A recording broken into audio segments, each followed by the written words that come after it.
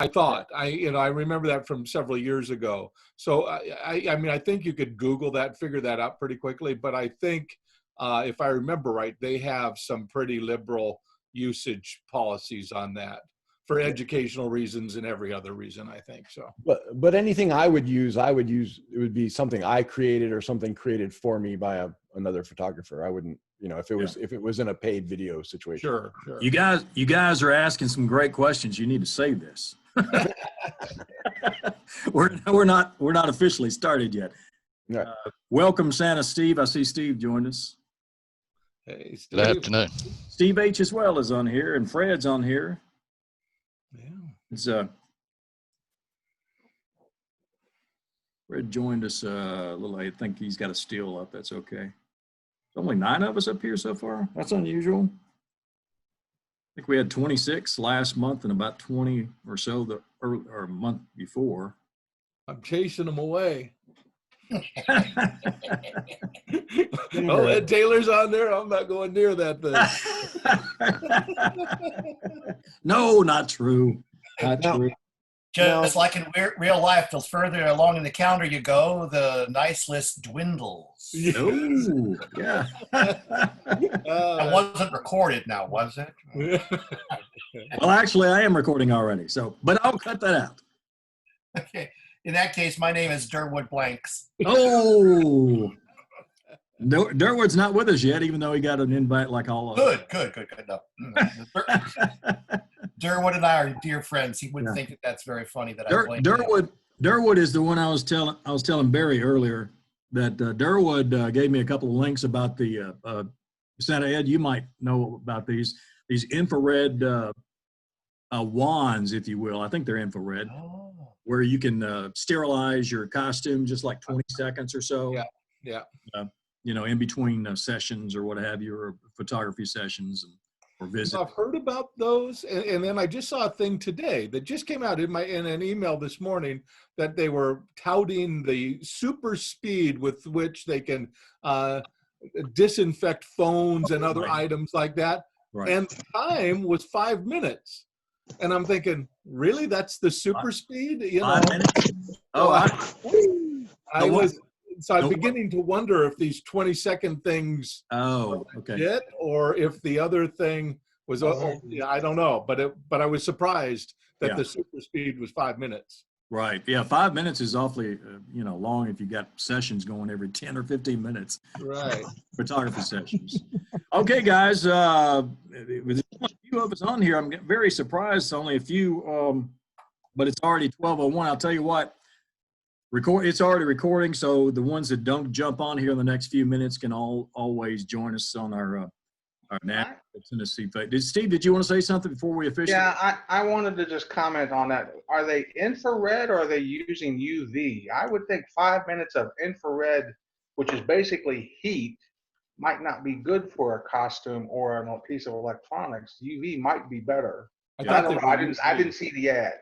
Yeah, I thought it was UV. That the one I was talking about was a UV. Okay, I might be wrong in that. I will share with Durwood's. I'm sure he doesn't care, but with Durwood's permission, I'll share that link on our Nashville, Middle Tennessee Facebook page. All right, it's 12 o'clock. Hi, everybody. I'm Jay, Santa Jay here in Nashville, Tennessee, and welcome to our third monthly Zoom Santa meeting of the Nashville, Middle Tennessee Santa's group, and we appreciate all of you being here. I think there's 11 of us so far online. Today we have a special guest, as we have had in the past, and today we have the founder of the Santa Claus Conservatory with us. Everybody knows him. I think just about everybody knows him in the Santa community, and he's known as that Santa guy. Welcome, Ed Taylor. Hi, Ed. How you doing? Thanks. Yeah. Wow, I feel so welcomed. Thank you. Well, Ed, I'll tell you what, we normally meet and have lunch and shoot the breeze with our fellow Santas and talk about our season, which we've already started talking about before we officially started.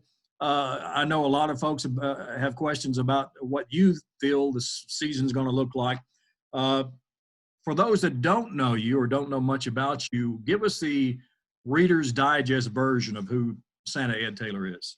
Yeah. So my first 7 years, I was a volunteer Santa. I started in 2003 in Ashland, Oregon, a small town in Southern Oregon, which is I'm a little north of Ashland right now, but that's where I live, is in Southern Oregon. A lot of people begin to know me, I guess, as I started with Hello Santa in 2013, which was a app for video chats.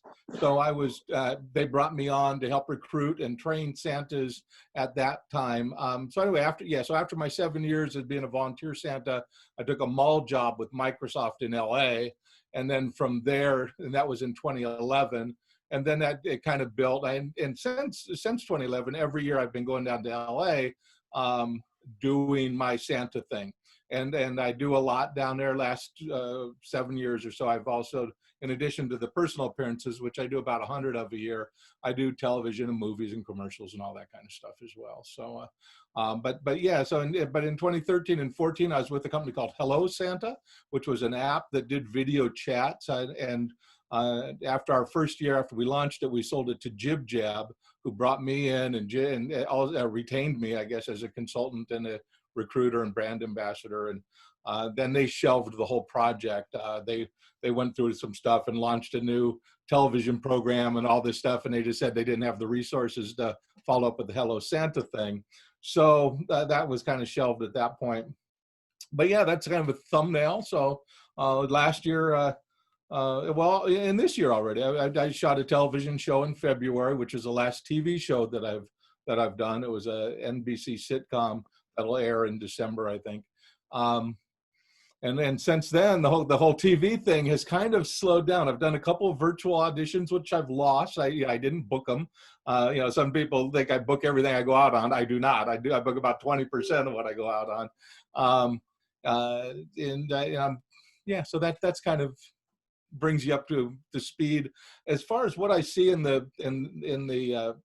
this season, I have been really trying to keep my finger on the pulse of that. By the way, I should mention that as I expanded with Hello Santa, I created this training program that turned into, after a couple of iterations, to the Santa Claus Conservatory, and we now have well over 3,000 members worldwide, and so that's grown quite a little bit. And I've kind of tried to take the position of providing all sorts of training and a resource center where Santas of all types can come in and share experiences about working in a mall, or Barry shared his story about being a pilot and all that. And so everything from storytelling to beard whitening, I tried to create a place where we can all share information and learn from one another. And it's been really helpful in that regard. We have hundreds of people that go to the site a day in some cases. So,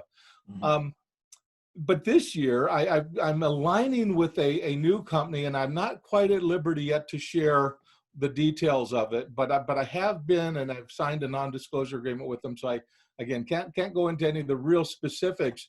But they have their finger on the pulse through focus groups and relationships with retailers and I'll just leave it at that. They have their finger on the pulse of what's going on by a lot of major players in the industry. And there is a huge shift away from what we've been doing in the past, of course, with social distancing and the like, but also a huge shift towards these virtual visits. And some of those are taking different shapes. We had a guy, one of our members that was on a call Thursday, that said in Christmas in July, just this last week, and probably just today, he is working in a mall right now in the Washington state, where he is in an office building within the mall property. People are coming in, going through the Santa set, and then they wind up in a room that has a computer. And he is in another room. Like I say, they don't see him. He could be in the North Pole for all they know. That's what but he's down in another office building, talking to these families. He has a blue screen like we have here, using OBS like I'm using here, and he's doing these visits. And I think he said he's getting in the area of 15 or 20 of them an hour. They seem to be incredibly well received. The families are enjoying them. And he said he's having a blast. So I think that some of these things that everybody's thinking about in December is kind of being a little trial run going on right now in some cases. And so far the feedback I think has been really good, at least what I'm familiar with. Right. And Ed, you talked about that, and of course you're not at liberty to say about the Hello Santa, or I'm sorry, The new one. Yeah. The new Hello Santa Right. style group. You have a lot of background. You were a motivational speaker for many, many years. You believe that helped you in your Santa presentation and your Santa portrayal of life? Yeah, definitely. And it was, I'd like to think I motivated some people. I'm not sure if I did that or not, but I was really a marketing speaker. I owned an internet marketing agency. But my prior business was a seminar promotion company. And I was able to see in seminars, business seminars specifically, we'd bring in a top real estate agent, say, to train a bunch of other realtors. Well, he had books and tapes and things for sale in the back of the room, and people would buy up all this merchandise. And so when I started my internet ad agency, which was in the 1990s, when the internet was a brand new thing, I thought, well, one of the ways I'll build my agency is through going out and speaking about marketing, how small businesses can market their company. And I did that. And then I had, a ton, I had hundreds, I ultimately did thousands of presentations, but I'd average 100, 120 a year all over the country in Europe and Canada, talking to small business owners about marketing their businesses online.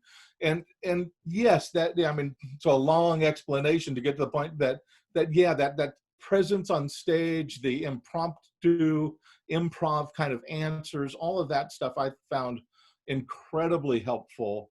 Again, my first 7 years of Santa, I was all volunteer stuff, but the volunteer stuff it was primarily like parades and, big community kind of events.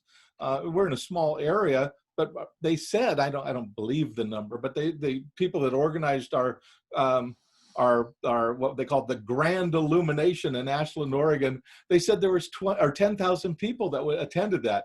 I think there may have been 5,000. I don't know, but it was a mass. As far as you could see, was people. And the very first time I did that, I'm getting ready to get into the parade, and the organizer Sandra comes over and says, "Hey, by the way, Santa, can you thank?" And then she read off this whole list of all these people she wanted me to thank. And I'm thinking, are you serious? I mean, I'm going to be up on this balcony talking to, thousands of people. And right now you lay this, 18 people you want me to thank. And then when I'm done thanking everybody, to throw it over to Olivia that's hosting the band shell. It's like, oh my goodness. But so year 2, I asked all those questions in advance, right? and knew who I was going to thank and do all that. But there was a time in my life where it would have petrified me to be talking to you guys, let alone getting up on a bigger stage like that. So I think it was very, very helpful. Right. I had a little bit of my background. Some of these guys probably don't know. I was in radio for many years and worked at a local TV station in Nashville after that, and was a voiceover guy for a while. And, so doing that kind of work and doing a little production work in the local theater type of thing works. And many Santas jump right into it. And like you, for the first 3 years that I was portraying Santa, I did all volunteer work as well at a local park. And Don, who took my place at that local park, is online right now. So he got sick at the last minute. It happens. That's how I got started. A friend of mine volunteered himself to some little fundraiser thing, and then he calls me, I can't make it. Will you fill in for me? It's like, dude, really? I mean, I don't know. I don't want to be Santa. What are you talking about? Right. And I had no interest in doing it, but I did it anyway. He was my best friend and fishing buddy, and I went and did it. And within minutes, I was like in love with this. I think this is the neatest thing I've ever done. That was the beginning of it. So. Right, and the suit fit too, right? More or less. We've I all couldn't fit into it today, though. I'll tell you that. we're right. We've all had that experience. That's true. Well, with all of your background, and as we said in the beginning, you're the founder, creator of the Santa Claus Conservatory. Many of us are members. But what's really amazing, Ed, is you give almost all of that information to some of the free members as well. And what did you say? Almost 3,000? Yeah, a little over 3,000 members. 3,000 members now worldwide. Worldwide, yeah. Every week when we do our classes, we have guys on. Colin from Australia's on pretty regular, and Mike over from the UK, he's on regular. We have many from both places. Nigel in London is on regular. Yeah, so it's kind of neat to have that international reach. In fact, I was over in Tokyo a couple of years ago shooting a commercial. And while I was in Tokyo, I was posting on Facebook, which I do a lot. And some guy says, "Hey, I'm a Santa. I'm a member of your thing, and I'm in Tokyo. I live here. Can you want to get together for dinner?" I said, "Heck yeah!" So we went out and ate a bunch of wiggly fish. Right. Great. Hey, listen, we talked a little bit about this before we started recording. I hope somebody gets that phone. And but phones ring here at the North Pole as well. Yeah, the elf line. That's right, the elf line. Ed's using a virtual background. Don's using a Hubble background. A lot of Santa Steve up there is using a background as well. What do you think about the virtual backgrounds? Is that the way we need to go in our virtual video chats and virtual visits that we're going to be seeing a lot? I don't think so. I think they add a lot. I like them. I'm excited to have learned about them, and I plan on using them. But I don't at all think it's necessary. The workshop background and some of these others that we've had before, and even I'm looking at Santa Steve there. I mean, I guess I don't know. Is that a picture behind you, Steve? I don't know what that is, but no, it's not actually a picture. It's actually a room in the house here. So I was actually pointing because I wanted to know where you and Jay both got. It looks like it's the same. Yeah, backdrop. It's just one's flipped, and I wasn't sure where you got that Zoom backdrop. My wife designed it. Then we had a person help create it. But my wife and another person did it, and then we make them available to members of the conservatory. You have to be, I think, a silver level or higher, and we just throw it in for everybody that's a member of that level and up, which I believe is $147. So I'd say then I had a couple guys say, well, you're selling the backdrop for $147. I said, well, no, I'm not selling the backdrop at all. People have asked me, can I buy it? And I say, no, we don't sell them.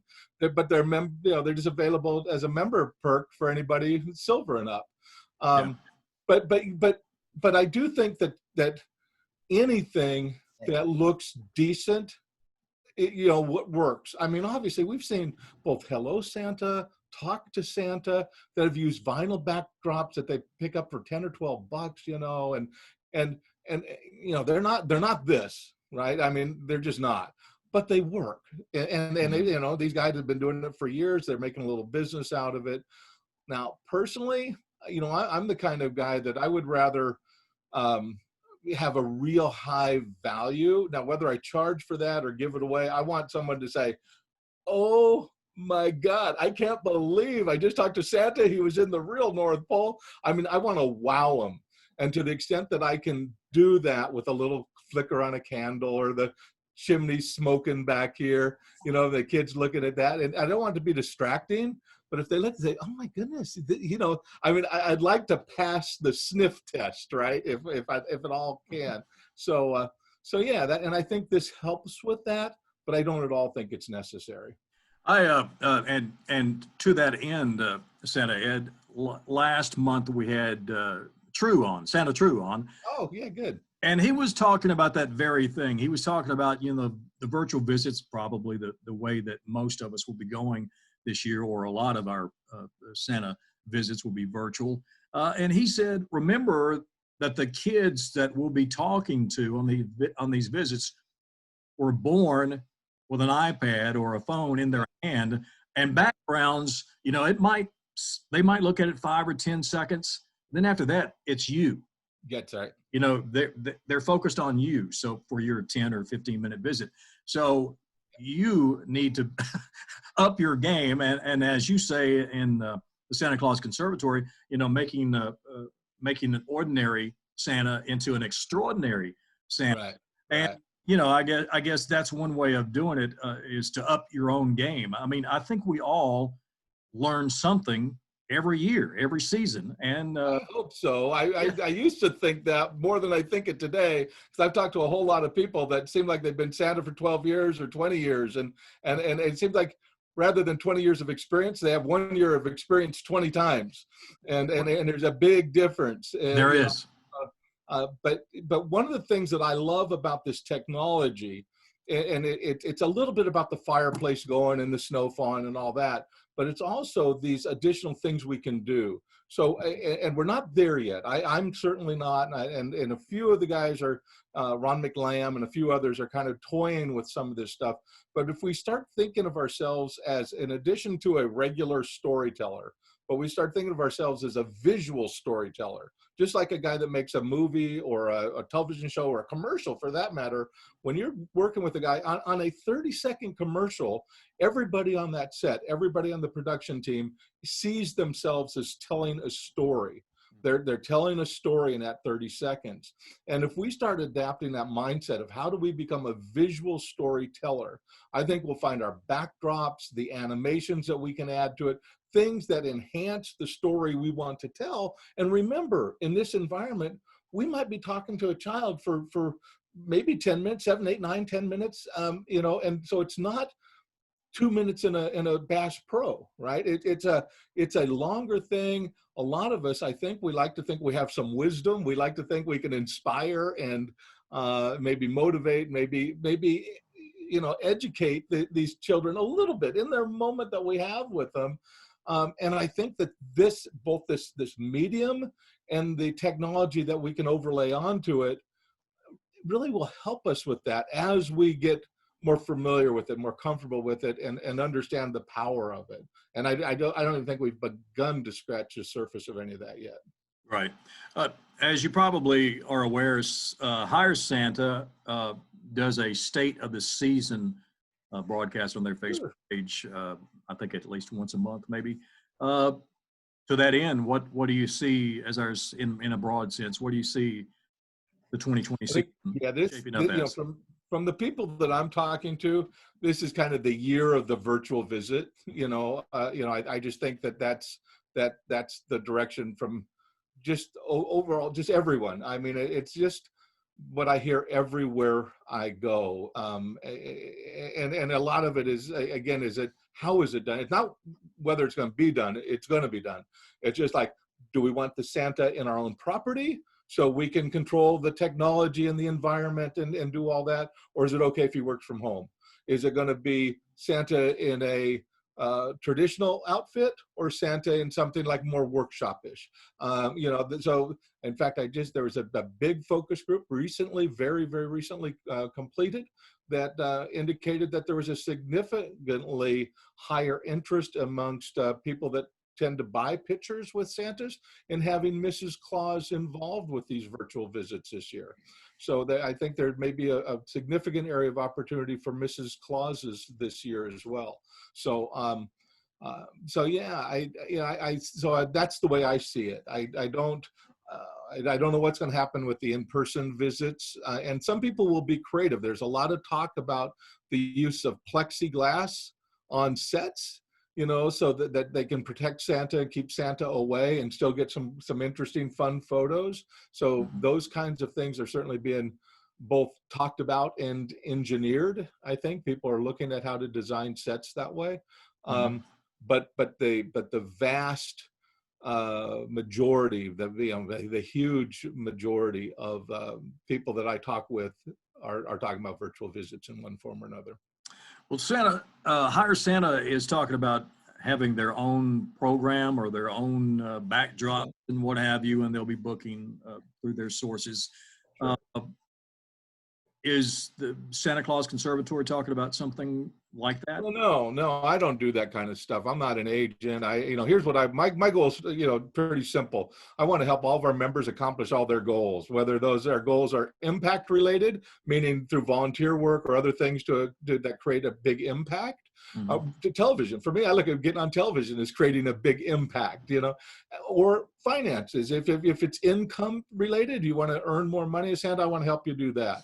So, I'm not an agent. I'm not a service provider of that sort and anything like that.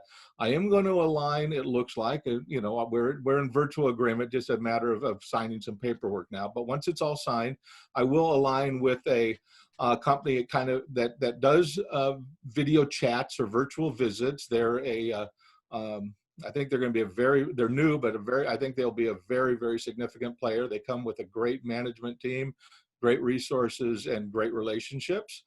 And I'm going to try to, I'll help make Santas aware of the opportunity that they present.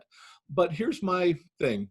Here's what I do. I'm an open book. I tell everybody that has any interest, and probably a lot of people that couldn't care less, just here's my story. Here's what I do. Here's how it works. I'm going to try to book a lot of my own gigs. Virtual gigs, and I'm a decent marketing guy. I have existing clients. I will earn more money, have more control. I can use my fund backdrop, and we're creating others. My wife is right in the room next door, working on another one right now. So I like all of the things associated with being in my own control. I do home visits as Santa, do tree lightings. I run my own Santa business, and I do very, very little work that comes through an agent, and I only occasionally will fill in for a minute or two, a day or two at a mall occasionally in Southern California. I'm looking at my virtual visit business the same exact way. So I'm going to do all I can do on my own, and I like to do everything I can do all season long, because seasons are short, right? The year's long, the season's short, right. And I want to, do all I can, not just financially. Yes, I'm not pulling in a big pension, so I like to earn some money on this, but equally important than that is I want to have all the fun I can have and have all the impact I can have during 5 or 6 weeks, Right. And so yeah, I'm going to ramp up that, so I'll plug into other systems out there. So if Mitch has a deal, or Hire Santa has a deal, or Talk to Santa, I don't know what I'll do with them, because I'm aligning with these other guys. So personally, I would have that kind of off the plate. But look, we're independent contractors, right? I mean, if you're a plumber, you're going to you're going to go out and do all the plumbing you can do, right? I mean, it doesn't matter if it's a residential job or commercial job, whatever, you're just going to do your work. And that's the way I look at this. It's like, who can supplement my schedule?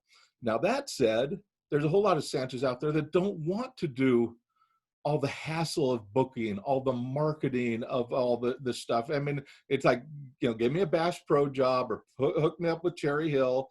Tell me when to be there, where to be, and make sure I get a payday at the end of the season, and I'm good. And there's nothing at all wrong with that.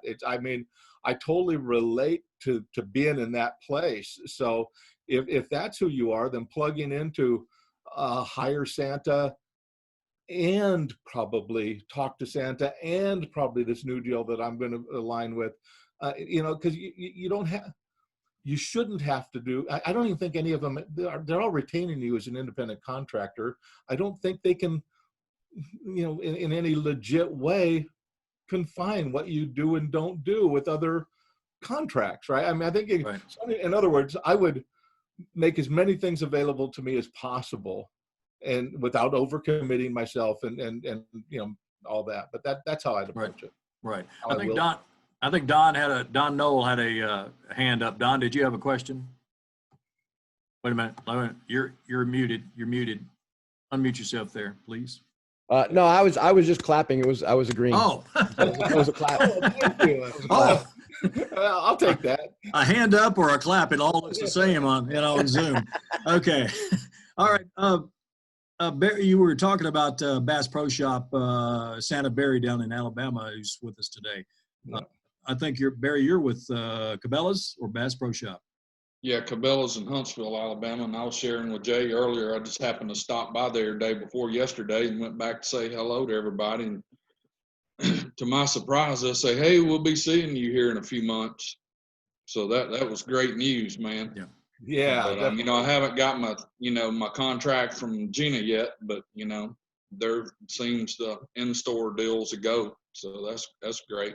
Yeah, yeah. I mean, I mean, again, I don't know anything. I'm just saying that there was a big shift in March or April that none of us saw coming and nobody could anticipate. And right now with the I get, what do we call them, the spike, I guess, that we're having in cases, there's a lot of people talking about reverting back to some of these more strict closures. So in other words, I guess what I would say, just in light of what we've just seen, it's hard to know for certain what's going to happen in November, December. Right. You know?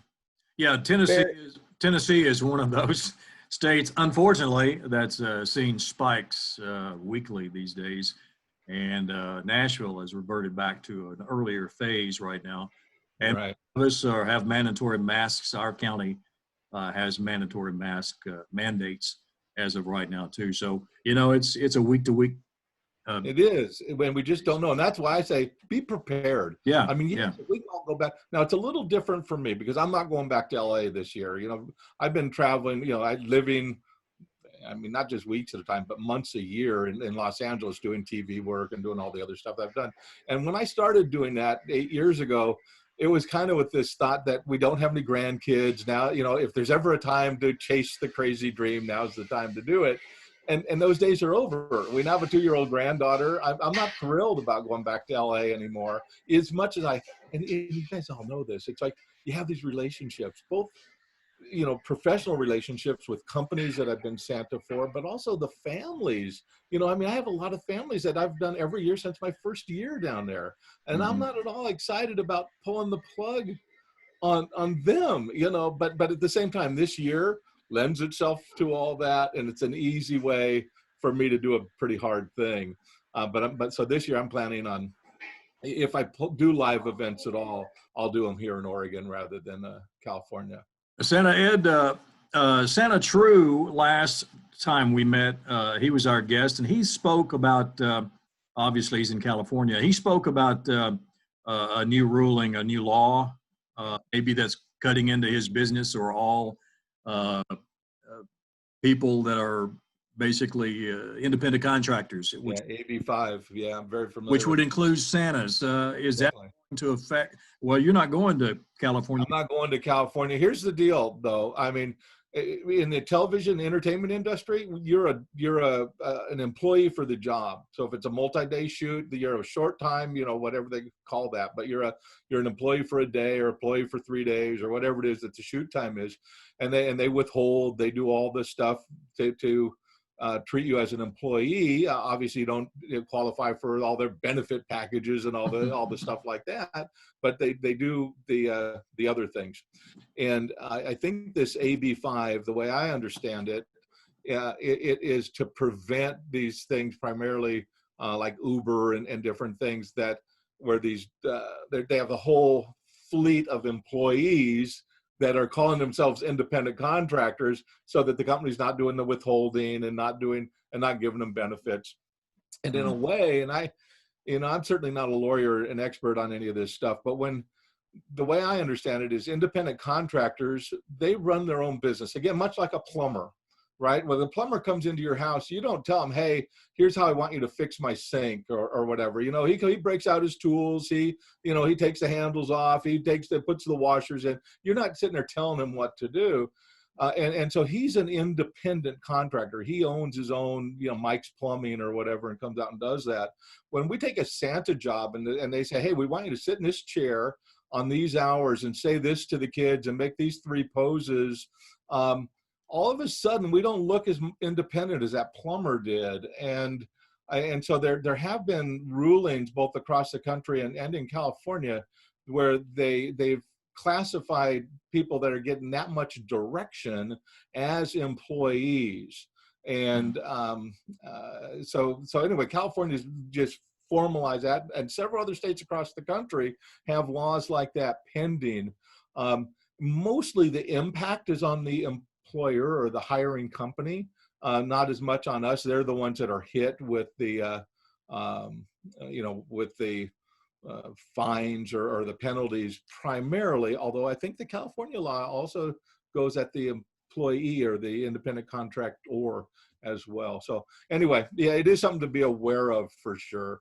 But the more independent we can all be, the more we really have a Santa business, that we do other things, not just one job, because it just looks like a part-time job when you just go to work at one place and do one thing and you pretty much do what they say, work their hours. That doesn't look very much like an independent business guy.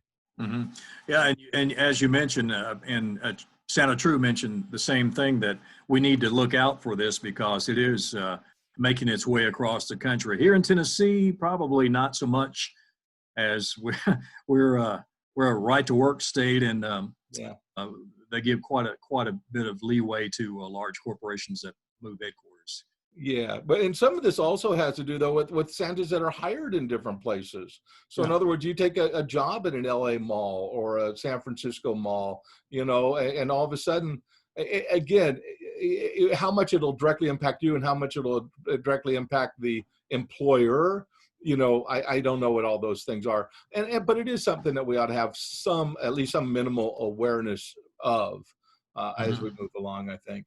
Right. All right, let's open it up to questions for Santa Ed Taylor. If you've got a question, go ahead and unmute yourself and have at it.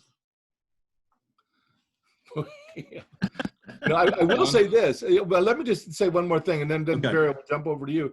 And that is, I'm encouraging everybody. We have the biggest opportunity that we've ever had in the area of the entertainment industry.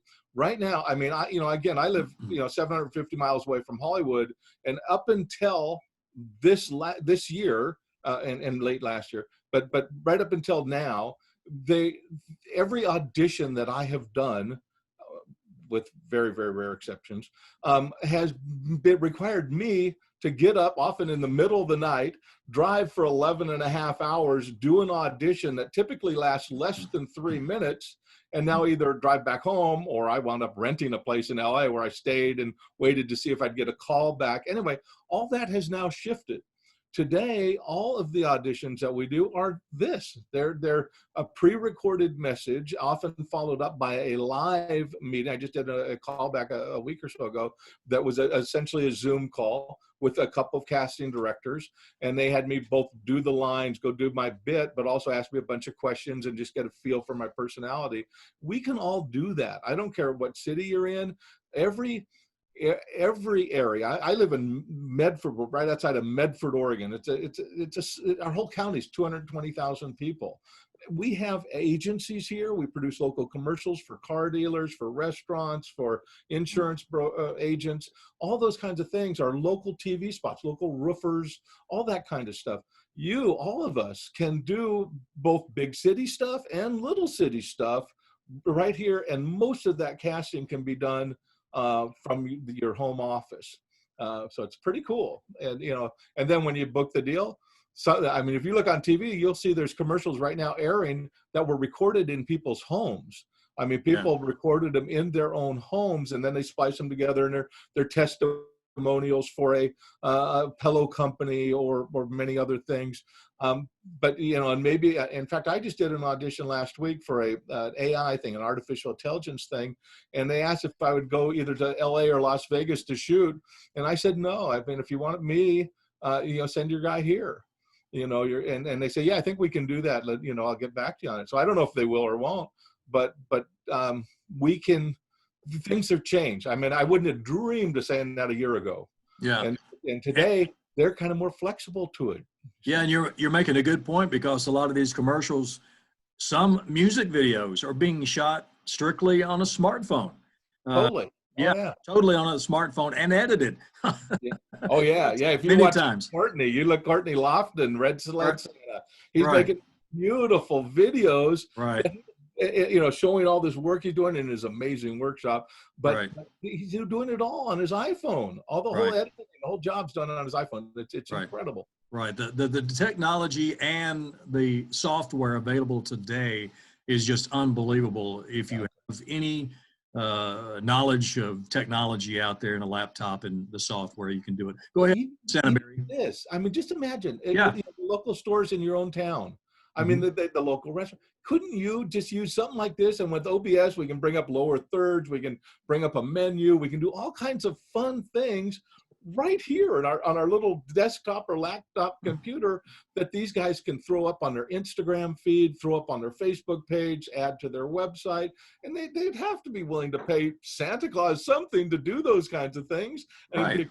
to do. And I always like getting Santa and the jolliness that, I mean, we all fall in love with being Santa because people see us and they smile. But you know what? When Santa walks onto a car commercial, or if the different things that I've done, when people watch those, they smile too. So now, but now it's instead of, a handful of people, it's, millions of people. I mean, some of the shows I've done have been seen by tens of millions of people. And I didn't make a ton of money. A lot of them are non-union. You make, $800 or something, but it's like, yeah, man, people are cracking up every time they see Santa on a Ready Whip commercial or something, So yeah, so I say do all that you can do. Why not? Right. Santa Mary, go ahead. Yes. Yeah, with the background running on the computer, is it susceptible to like power surges and stuff? We have a lot of those here in Northwest Alabama. Does that kick that completely off, or will it just be like a little glitch on the computer, like your internet speed would be sometimes when it slows down? I mean, depends, I suppose. I don't know the answer to it, but I suppose that depends on how much power surge there is and how long it's off and all that sort of thing. I mean, yeah, that would be the biggest drawback, I think, of all this virtual background stuff is if it doesn't work. And that, I have a thing right behind me. So I have a blue screen. This right here is a blue screen. Behind that, I have a green screen. And the reason that I had a green screen first, I didn't like it because it could put a little green around me. If you look real close, you might see a little blue around me, but it's okay because there's blue out the window, which, by the way, was by design. I mean, when like I said, my wife designed this, and I was able to tell her, let's have a little forgiveness, right? I mean, I didn't want to have a white scene directly behind me. But right up from that, I have a rack that has pull down rollers that I have the workshop backdrop that I've used for years on, and then I have a hook on the wall where I can put my little lantern, which I guess is not in hand's reach here, but I have the little flickery light, so the lantern illuminates and flickers. But all that can be swapped. That I can switch to that in 30 seconds. Yeah. So so if I had some kind of technical issue with the blue screen, my next call I would have the other thing up. Yeah, Barry, to technically answer your question, if you had a laptop, you're safe from surges in the fact that the battery's feeding your laptop. If you got a desktop, you can buy a $400, $300 UPS system. The issue is going to be internet. So you can take your internet router and plug it into a UPS also. The question is when the lightning strikes and you're in your neighborhood and if there's a piece of machinery that Comcast or AT&T is between you and their offices that's not powered, that's going to be your issue. You're going to drop. And so the issue, I think the video stuff is great. I'm lucky I have a gig fiber connection to my house. I turn my video here on to high HD. The issue will be when if you're doing a session with a person, live, that's when you're gonna see the issues with glitches and stuff. And then if you've recorded it and sending them, they're gonna see a glitch. But typically, if you're on a laptop, power is not usually an issue because the batteries are what runs the laptop. Mm-hmm. The issue will be, do you want to spend the $200 for a cheap UPS to plug into your internet router? And if you've got a desktop, then you're going to need to buy one for that too. Yeah, that's an interesting thought. I hadn't really thought that. That problem doesn't happen much here, but it is, I mean, my bigger, I think, an additional concern to that is the other side. So I've upgraded my internet speed, upgraded my computer. I did all this stuff that I'm really happy with. But if the people on the other side are, driving down the road in their minivan, which I had happen several times actually with Hello Santa, and they're talking on their Android or iPhone or whatever. I mean, they could get a little bit glitchy. And in a way, it kind of is okay because they're doing this, it's this, and I tell people all the time, we've had issues again with Hello Santa back in the day, tech issues. And North Pole, you just don't know what's going on up here. It's not like it is down the street from you, and, so that kind of thing, you can just kind of play into it a little bit.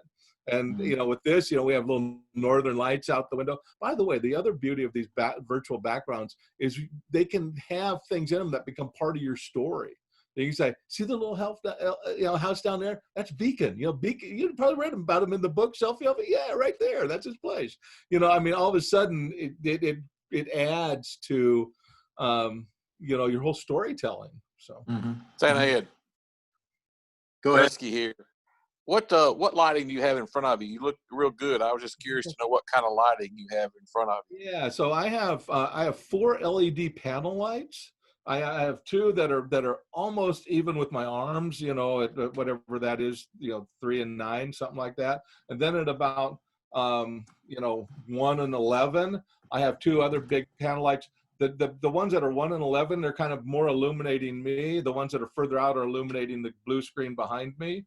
And then I have a light right behind my chair, a little tripod light that sits on the floor, lighting up the blue screen directly behind me. And then I have a little ring light right here that's kind of putting on my face. I can turn that one off. This is my last edition.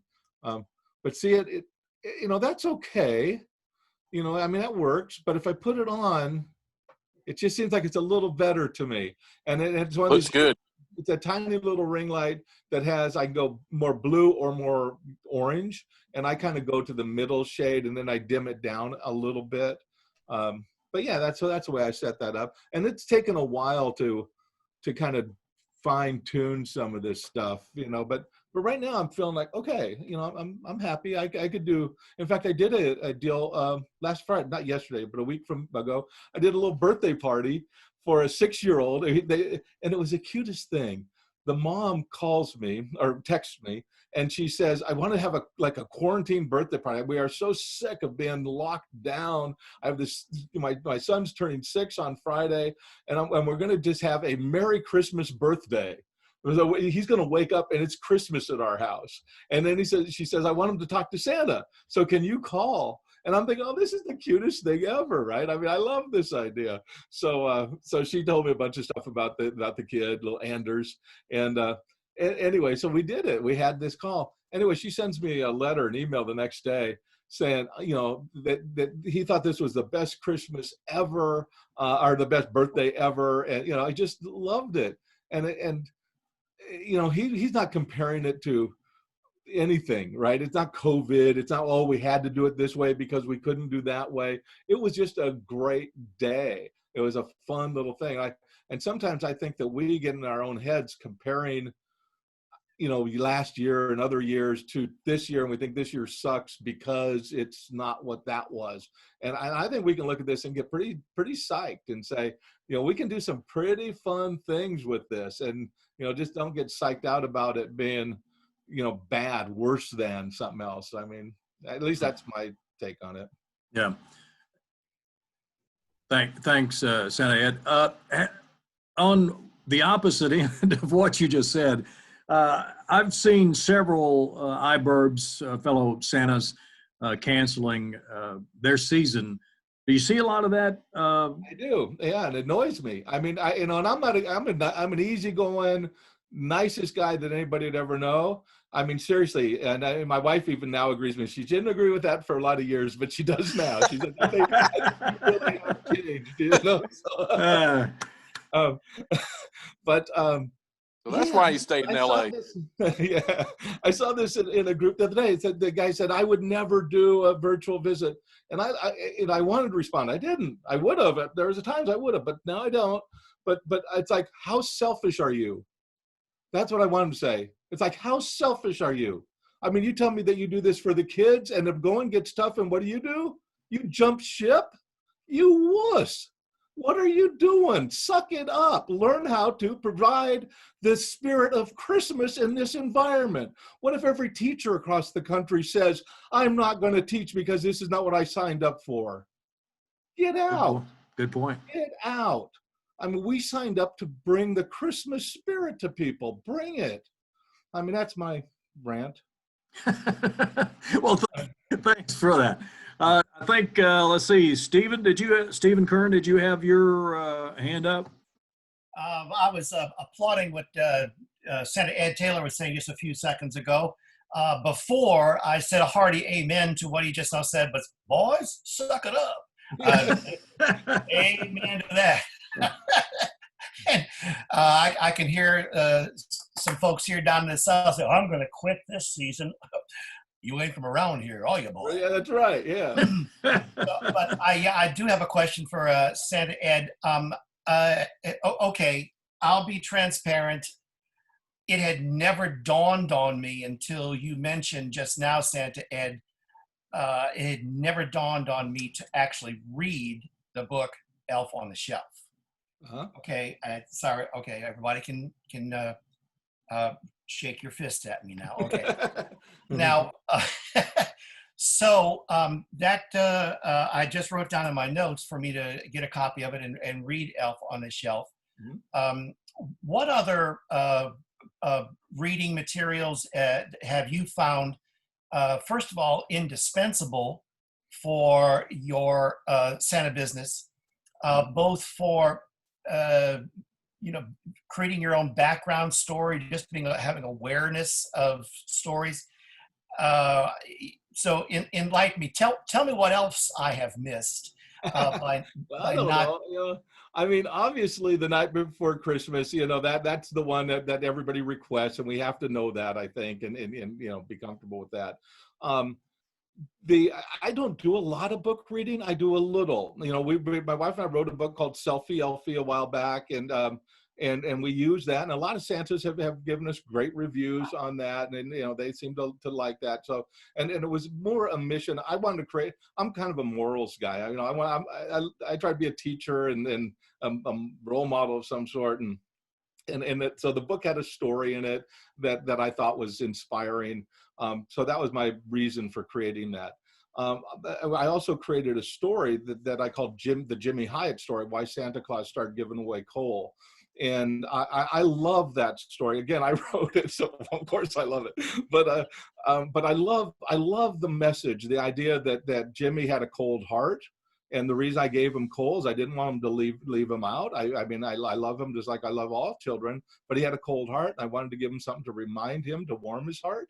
And that's why I started giving coal. And at that time, coal was used to warm houses and to cook food. And so he related to that. And I kept giving coal because it made sense to do. Someday I might change, but right now coal still, but that's the reason I gave it. So I have that whole story that can pull out to about 7 or 8 minutes if I need it that long, or I can condense it down to a minute and a half. So I like that. Grumpy Santa, I just talked to Greg and Evan Spiridellis, who wrote the Grumpy Santa book. They have granted a license to all of our members of the conservatory, free through Platinum, that they can use that book in any way they want, as long as they give credit to Greg and Evan for writing it. So if you want to read stories, tell stories, both as part of a visit or just as part of a YouTube channel or a live event that you want to do, you do have authorization. They've given me permission to authorize you all to do that. And I think it's a great book. It's one that's well received. It's a fun little book. Are You Grumpy Santa? And you can buy it on Amazon for a few bucks. Mm-hmm. I have a follow-up question that I just thought of when you were speaking. My wife and I attended Brothers Claus conference last year with two good friends of mine. Yeah, Steve Gillen, and Leon, And one of the things Steve, I've always considered myself a storyteller, even before we got involved with Santa, which has been about 12+ years now. But I was just enthralled, enraptured. We were just totally captivated by Steve Gillen's stories that he It's would amazing. Yeah, I'm honored that he's attending our 6-week course. And I just, and he did a course with us quite a number of years ago, him and True and 2 or 3 other guys that came on and did a whole session on storytelling, which if you haven't watched, I mean, it's worth the price of admission, just that one class. But anyway, yeah, go ahead. I'm sorry. Yeah, absolutely. So that's exactly what I'm thinking about. So if we acquire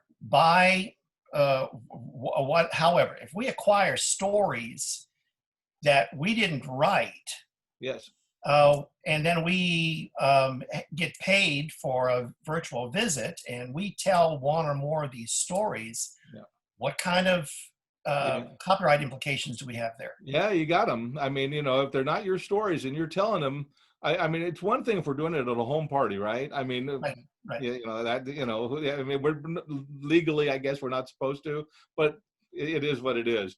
But you put it on video, and now the next thing you know, somebody else likes it, and they decide to share it, and that person shares it, and then somebody in the media sees it, that, the whole world ought to see this, and the next thing you know, you get the attorney call, what you want to do, I think, is get permission. I mean, I think to the extent that it's possible, use something that is not copyrighted, or the copyright is expired, it's out in public domain, or something that you have the permission for, or something that you create. I mean, creating your own is always the best thing. And look, I don't know, True is probably a better guy to go into this than me, but I've heard people say before that there's like 12 stories, and every other story is a division or some kind of a reiteration of that one. I mean, that there's, that all these Shakespeare plays, everything have the same, themes and all this. I think you could probably say, here's the story that I want to tell. I'm going to change the name, change the location, change enough stuff where it just becomes your story. Mm-hmm. That's probably the way I would try to do it.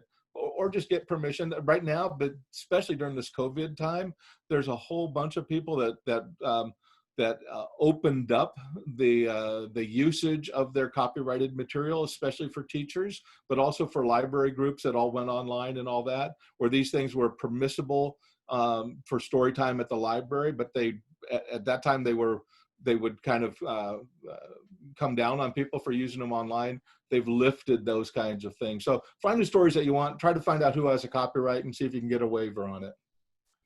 Yeah, thanks. Who has the copyright for Night Before Christmas? I'm sorry? The things that you want to really be aware of is the use of Rudolph. I mean, they'll come down on you pretty hard from everything that I've heard.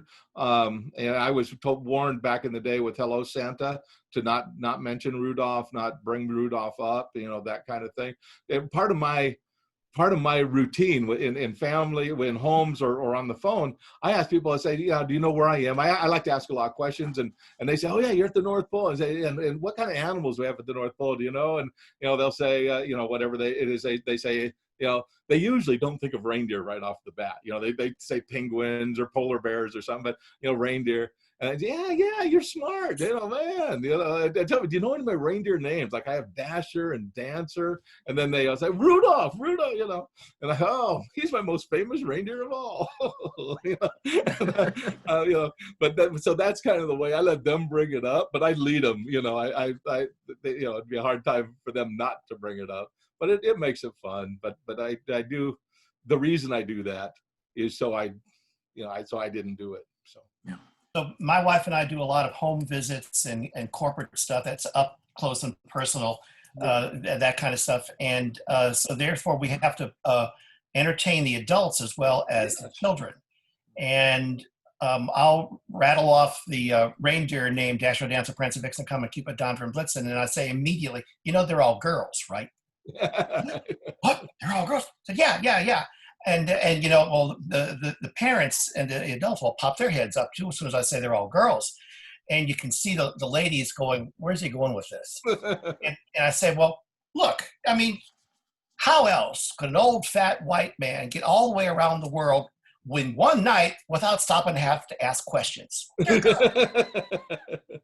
And so that's part of my shtick. And then when they ever say, "Oh, Rudolph," and they say, "Oh yeah," I said, you know what the girls call him? The girls call him overrated Rudolph. One song. That's it. That's all he did. And so I play it that way.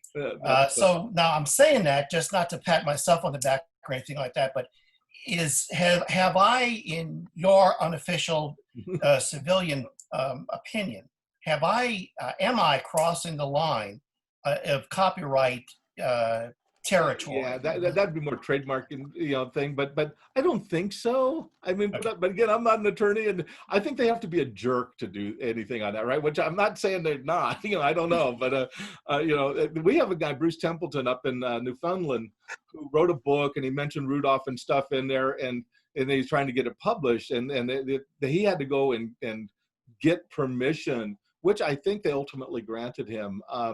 So I think that they have certain requirements to protect a copyright or to protect a trademark.